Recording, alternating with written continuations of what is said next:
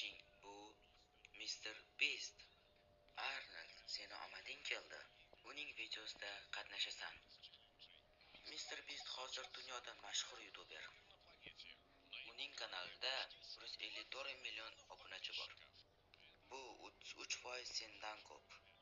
Mr. Beast senga 1 million beradi va uni shu yerda ishlatishing kerak. Ha, uni yangi super qahramon desa bo'ladi. Lekin uni qora tomonlari ham bor.